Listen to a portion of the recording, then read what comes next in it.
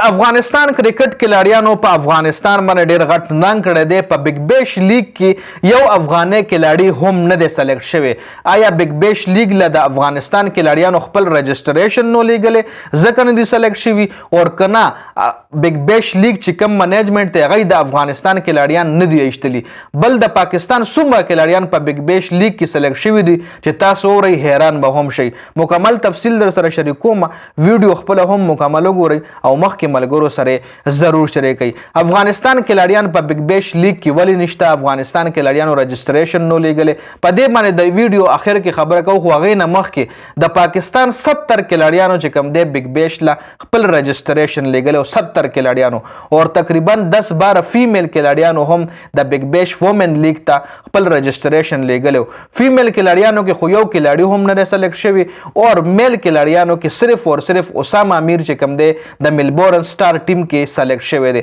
ملبورن سٹار اسامه امیر ځان سره پک کړی دی، او بل یو پاکستانی کلاړي هم په بګ بیش لیګ کې نشته دی. جی نوې پک چې کوم دی په بګ بیش لیګ کې د نوو کلاړیانو نه دی شوی. صرف اسامه امیر چې کوم دی ملبورن استرالیا چې کوم غټ ښار دی ملبورن سٹار په نوم باندې، ملبورن سٹار په نوم چې کوم ټیم دی نو هغوی ځان سره اسامه امیر پک کړی دی په خپله لوبډله کې. جی اوس به موږ خبرو کو جی اویا کلاړیانو کې ښه پاکستان اویا کلاړیانو خپل رجسټریشن لیږلی.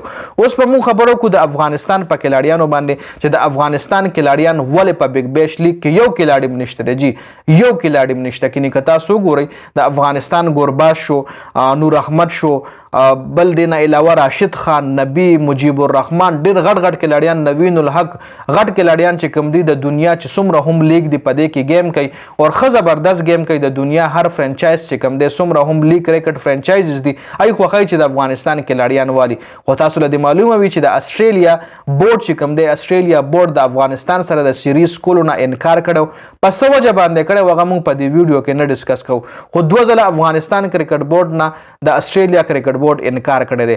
نو انکار کولو نه پس خو راشد خان ډایرکټ د بګ بیش لیګ د سوال جواب لیږلی چې زه تاسو سره گیم نه کوم. راشد خان ډایرکټ بګ بیش لیګ سره خپل هر څه ختم کړي وو.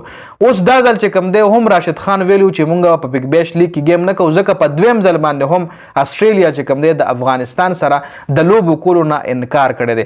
استرالیا وایي مونږ افغانستان سره سیریز نه کوو.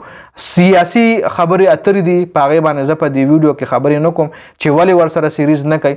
خو په دویم ځل چې کله هم استرالیا انکار وکړو نو راشد خان ولې یو ځل بیا ویلو چې صحیح ده تاسو موږ سره سیریز نه کوئ، موږ به په بګ بیش کې لیګ نه کوو.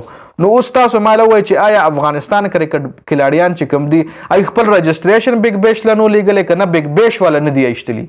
دوه خبرې دي که نه، یا خو به دی وله خپل اپلیکیشن ورکړي چې مونږ اویلیبل یو خو هغوی به نه وي پک کړي، یا دی خپل رجسټریشن نه دی ورکړی. نو که دې حوالې سره څوک خپله رای لرئ نو په کامنټ کې را سره شریک کړئ. د ویډیو کتلو زیاته مننه جي، والسلام.